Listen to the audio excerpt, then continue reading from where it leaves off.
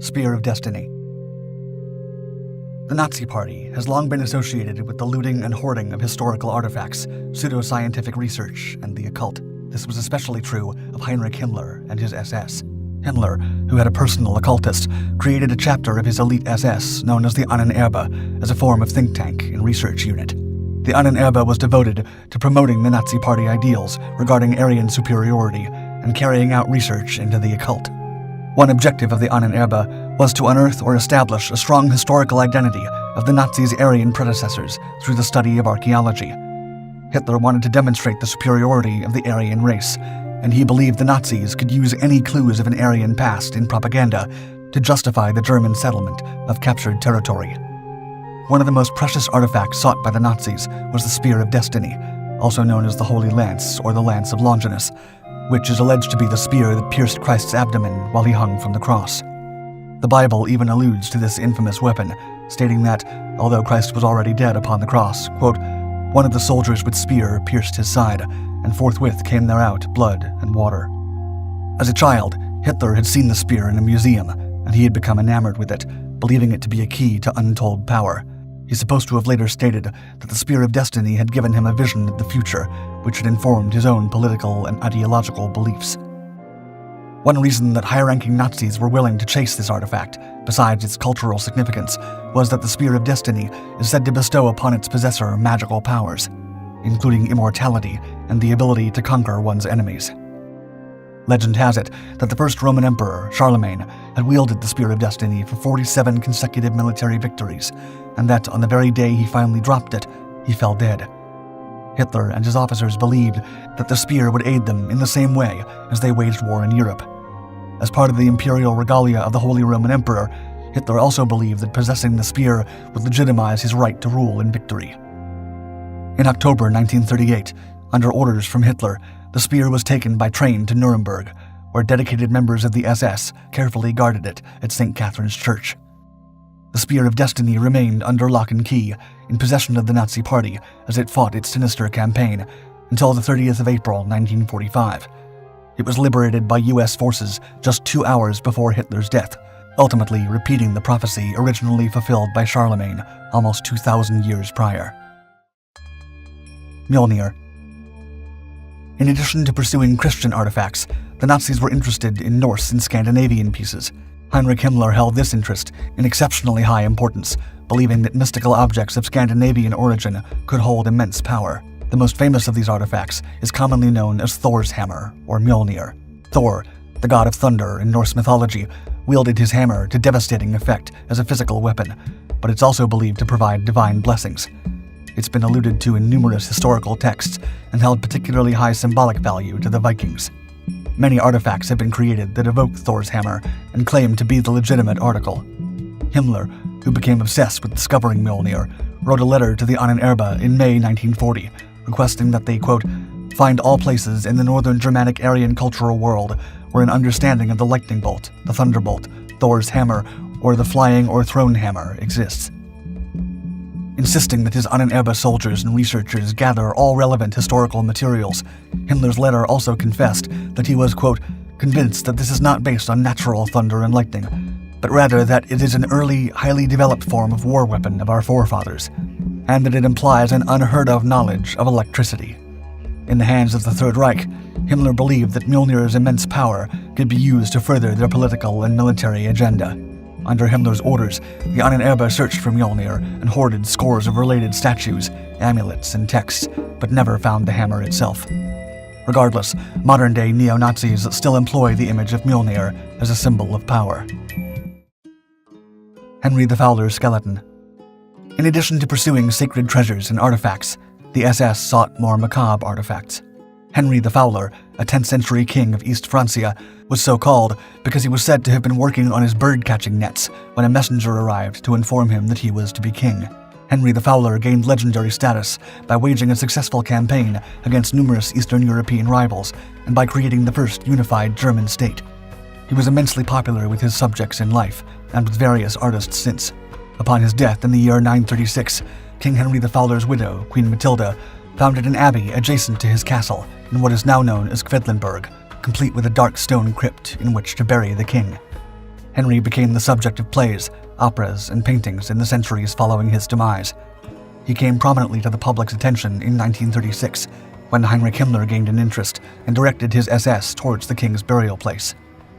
Inspired by the fact that King Henry the Fowler was considered by many to be the first king of Germany, Himmler appeared to believe that he himself was a reincarnation of Henry. On July 2, 1936, exactly 1,000 years after the king's death, Himmler traveled to Quedlinburg for what would be the first of several visits. In the crypt where Henry the Fowler's remains lay, Himmler held a candlelit ceremony. Himmler professed to be a direct descendant of the first German king, with whom he shared a name. He then declared that Henry's resting place was a place of pilgrimage for true Germans. It later came out in previously classified communications that Himmler believed the legacy of Henry the Fowler to be a great propaganda opportunity. One of these letters from the head of the SS to Himmler stated that, quote, "The 1,000-year anniversary within the coming year is, from a propaganda standpoint, virtually a godsend for us." Identifying numerous parallels between the king's narrative and those of the Nazi Party, Himmler sought to exploit these similarities to build support and establish a firm historical underpinning for the Aryan line. Himmler even used the king's records to attempt to justify episodes of genocide committed by the SS, saying of King Henry that he, quote, "had the courage to create unpopular politics and had the wherewithal and the power to see them through." During one grand ceremony at the Abbey, attended by many officials and Nazi officers, it was discovered and publicly revealed, to the great embarrassment of Himmler, that the king's remains were not in the crypt. While Queen Matilda's body remained untouched, Henry the Fowler had been removed. Himmler gave his SS troops the task of finding the missing body, and they set about excavating local cemeteries. As another great ceremony approached in 1937, the SS miraculously, or perhaps conveniently, seemed to find the royal corpse. The reinterment ceremony devised by Himmler involved midnight rituals and dramatic organ music. He declared that the king had been returned to his rightful resting place. As the Second World War drew to an end, U.S. troops closed in on Quedlinburg. At this point in time, several priceless artifacts were stolen from the local church.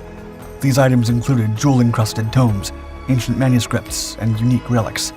It was not until near the end of the 20th century that these items began to resurface, and investigations made by a New York Times journalist traced the theft back to American Army Lieutenant Joe Tom Meador, whose heirs ultimately returned the priceless artifacts to their rightful place, where they remain today. As for the remains of Henry the Fowler, their true location is still unconfirmed. Bohuslän petroglyphs. Much of the Nazis' pseudo-archaeology sought to establish that the Aryan race had existed for millennia and been responsible for many of the ancient world's greatest accomplishments. The intention was that this would support the propaganda claiming Aryan superiority. When Himmler was presented with a slideshow by the head of his Ahnenerbe that appeared to depict an ancient Aryan language in the form of 12,000-year-old petroglyphs, Himmler ordered an expedition. If this proved true, it would be evidence of a writing system that predated all other known ones. The Ahnenerbe analyzed the petroglyphs found on the Swedish island of Bohuslän, and plaster casts were made to preserve their likeness. These could then be transported back to Germany. The process of making the casts was performed poorly, causing irreparable damage to the ancient carvings. The expedition lasted for 3 months and was unsuccessful in proving anything meaningful. It was carried out by ill-informed individuals who prioritized personal beliefs over sound scientific methodologies. Despite the many attempts to persuade the people of Sweden that they were part of Hitler's master race, these ideas were largely dismissed. After the war, Hermann Wirth, the man who had initially proposed the expedition, was permitted to carry on working on the petroglyphs in Sweden. However, the government ultimately banned him from the location for his incompetent work and the accidental alterations he had made to the ancient site. Bayeux Tapestry. Perhaps one of the best-known artifacts ever sought by the Nazis is the Bayeux Tapestry, a 70-meter-long embroidered cloth that depicts the Norman conquest of England in 1066 and the famous Battle of Hastings. The Ahnenerbe sought to establish that the tapestry had been made by Aryan hands, believing, or at least claiming, that its beauty and intricacy must have been the product of a superior race. Himmler was so taken by the tapestry that he had already allocated a place for it to hang in his private medieval castle.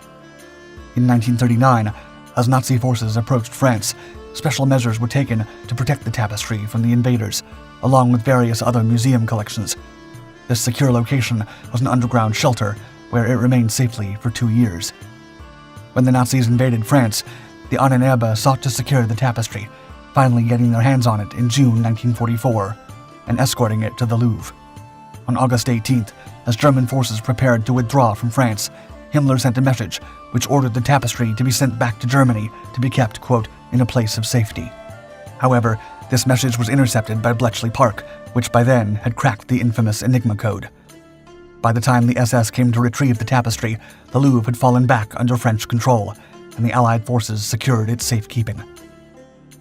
It was then displayed at the Louvre for the first time in over a century. The exhibition was a moment of French national pride, coinciding with a visit from Winston Churchill to celebrate the Allied victory. Within months, the Bayeux tapestry was back in Bayeux and on public display. Are you ready to unlock the secrets of the past? Subscribe now to Dark Five's brand new Ancient Mysteries channel and embark on a journey to uncover the most enigmatic and awe-inspiring mysteries of ancient times. Leave a comment if there are any ancient mysteries you want us to explore in upcoming videos.